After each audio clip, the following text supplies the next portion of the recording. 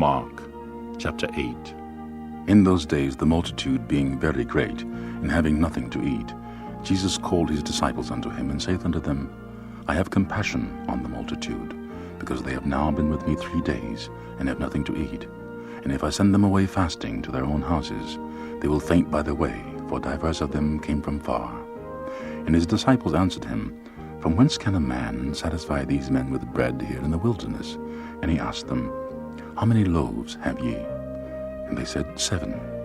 And he commanded the people to sit down on the ground. And he took the 7 loaves, and gave thanks, and brake, and gave to his disciples to set before them. And they did set them before the people. And he had a few small fishes, and he blessed and commanded to set them also before them. So they did eat, and were filled. And they took up of the broken meat that was left 7 baskets. They that had eaten were about 4,000, and he sent them away. And straightway he entered into a ship with his disciples, and came into the parts of Dalmanutha. And the Pharisees came forth, and began to question with him, seeking of him a sign from heaven, tempting him. And he sighed deeply in his spirit, and saith, Why doth this generation seek after a sign?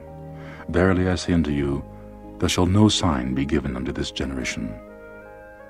And he left them, and entering into the ship again, departed to the other side. Now the disciples had forgotten to take bread, neither had they in the ship with them more than 1 loaf.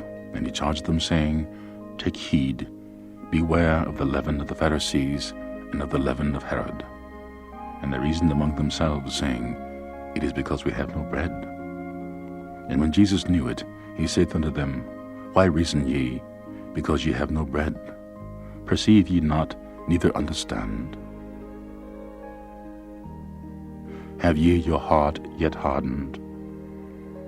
Having eyes see ye not, and having ears hear ye not, and do ye not remember? When I brake the 5 loaves among 5,000, how many baskets full of fragments took ye up? They say unto him, 12. And when the 7 among 4,000, how many baskets full of fragments took ye up? And they said, 7. And he said unto them, How is it that ye do not understand? And he cometh to Bethsaida, and they bring a blind man unto him, and besought him to touch him. And he took the blind man by the hand, and led him out of the town. And when he had spit on his eyes, and put his hands upon him, he asked him if he saw aught. And he looked up and said, I see men as trees, walking. After that he put his hands again upon his eyes, and made him look up, and he was restored, and saw every man clearly. And he sent him away to his house, saying, Neither go into the town, nor tell it to any in the town. And Jesus went out, and his disciples, into the towns of Caesarea Philippi. And by the way he asked his disciples, saying unto them, Whom do men say that I am? And they answered, John the Baptist. But some say, Elias, and others, one of the prophets. And he saith unto them, But whom say ye that I am?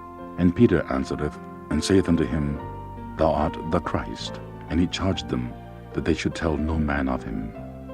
And he began to teach them that the Son of Man must suffer many things, and be rejected of the elders and of the chief priests and scribes, and be killed, and after 3 days rise again. And he spake that saying openly.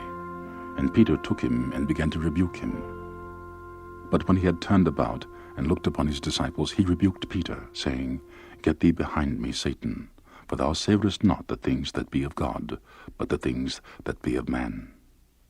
And when he had called the people unto him with his disciples also, he said unto them, Whosoever will come after me, let him deny himself, and take up his cross, and follow me. For whosoever will save his life shall lose it. For whosoever shall lose his life for my sake and the gospel's, the same shall save it. For what shall it profit a man, if he shall gain the whole world, and lose his own soul? Or what shall a man give in exchange for his soul? Whosoever therefore shall be ashamed of me and of my words in this adulterous and sinful generation, of him also shall the Son of Man be ashamed, when he cometh in the glory of his Father with the holy angels.